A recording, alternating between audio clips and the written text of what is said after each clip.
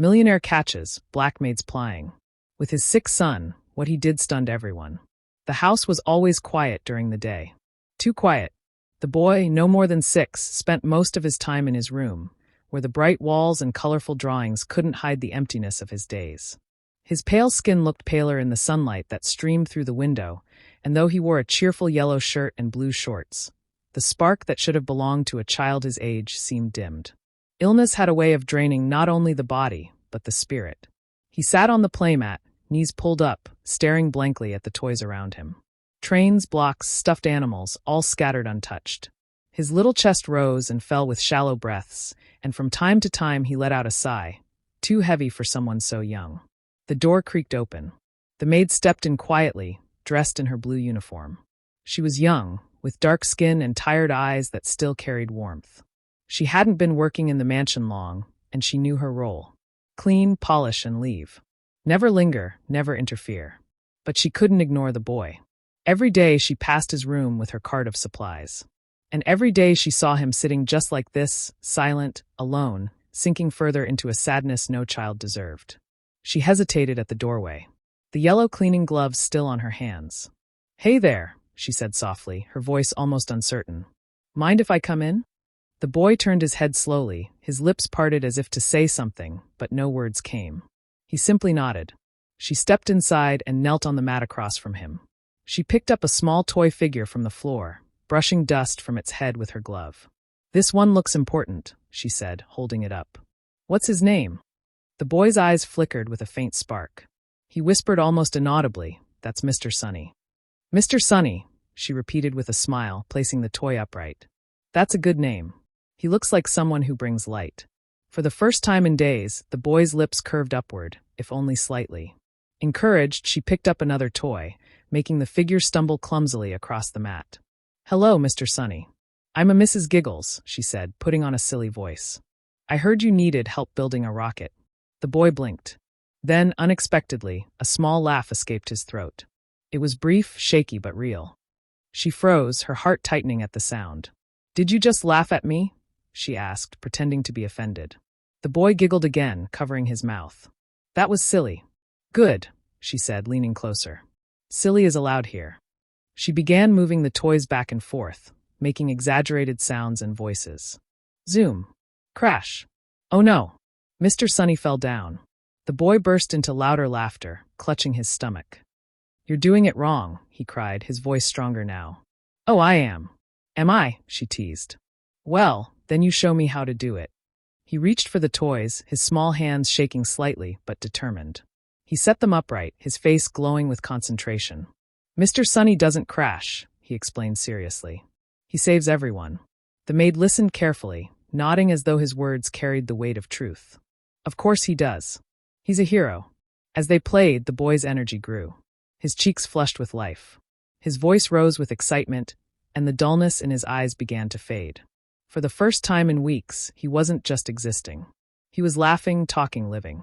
The maid felt tears prick her eyes, but she blinked them away. She couldn't let him see. Instead, she leaned closer, whispering, "You know? I think you're a lot like Mr. Sunny." The boy's laughter softened into a shy smile. "Me?" "Yes, you," she said gently. "You just needed someone to remind you." The room, once silent and heavy, was now filled with giggles, toy voices, and the sound of a child rediscovering joy. For a few precious minutes, illness didn't own him. Sadness didn't own him.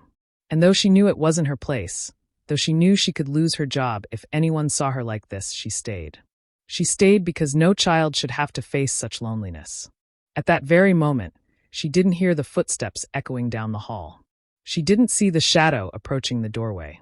She was too focused on the boy, who was now laughing so loudly, it shook the quiet walls. "Again," he shouted, clapping his hands. "Make him fly again." She held the toy high, her smile wide. "Here he goes. Up, up." And the door swung open. The boy's father stood frozen in the doorway, his expensive navy suit immaculate, his hands raised in shock, his eyes widened as he saw the scene. The black maid kneeling on the floor, yellow gloves still on, holding up a toy, while his pale-skinned son laughed harder than he had in months. The maid's heart stopped. She dropped the toy, her body stiffening in fear. The room was frozen in silence. The toy lay between them on the colorful mat, its painted smile staring up at the ceiling. The boy sat in his yellow shirt and blue shorts, still laughing, still pointing at the maid. "Papa, she makes me happy." The father stood in the doorway, his chest heaving as he tried to make sense of what he was seeing. He had built his life on control. Boardrooms, contracts, empires that bent under his command. But here in his own home, in his son's room, he was caught off guard by something money had never been able to buy. Pure joy spilling from a sick child's lips. The maid, still kneeling, lowered her eyes. Her dark hands, gloved in yellow rubber, trembled against her lap. She expected anger. Shouts, accusations. She had crossed the invisible line between servant and family. For a long moment, she considered apologizing, begging forgiveness. But when she looked at the boy's glowing face, her fear gave way to something stronger. She lifted her chin. "I know I shouldn't have," she said quietly, her voice trembling but firm. "I know I was hired to clean, but I couldn't just stand by. He's lonely. He's hurting. And if a toy in my hand can make him laugh, if my time can remind him he's still a child, then I'd rather lose this job than pretend I didn't see him." The boy turned his head quickly, his small hands gripping the maid's arm. "No, don't go," he cried, his voice cracked with desperation. "She's my friend." The father's throat tightened. He took a step into the room, his polished shoes sinking into the softness of the mat. He stared at the two of them, the maid, trembling yet defiant, and his son, clinging to her as though letting go meant losing the only light he'd found in months. "You don't understand," the father began, his voice low, almost uncertain. "I've done everything. I've spent fortunes, doctors, hospitals, treatments. Nothing worked. And now his hand shook as he gestured toward her. Now you play with him, and suddenly he's alive again." The maid swallowed hard, "Because he doesn't need all of that, sir. Not right now. What he needs is someone to see him, someone who doesn't treat him like he's broken." The boy tugged at his father's sleeve with a strength that startled him. "Papa, please don't be mad at her. She makes me happy." The father's knees nearly buckled. It had been so long since he'd heard his son beg for anything.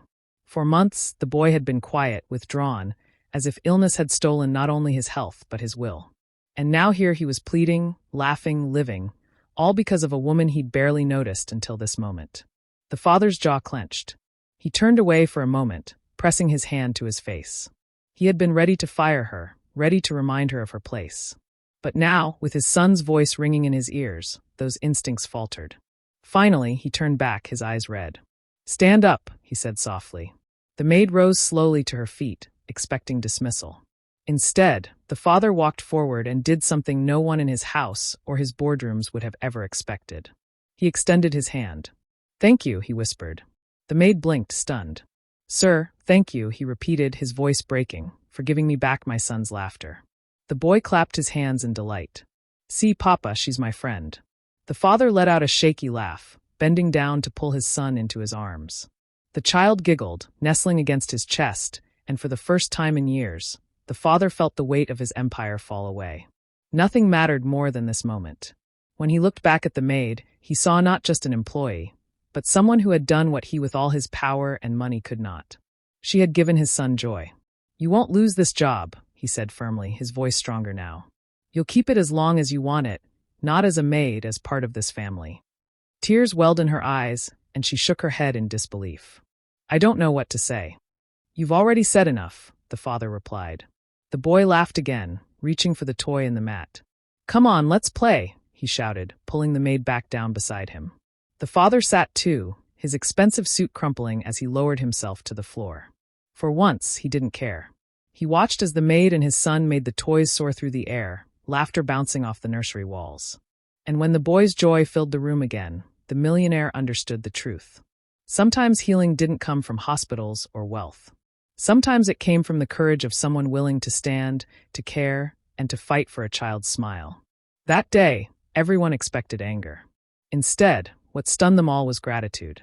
If you enjoyed this story, don't forget to give it a thumbs up and hit that subscribe button for more emotional, dramatic, and unexpected tales. And let us know in the comments where in the world are you watching from. We love hearing from all of you. Until next time, stay kind, stay curious, and keep watching.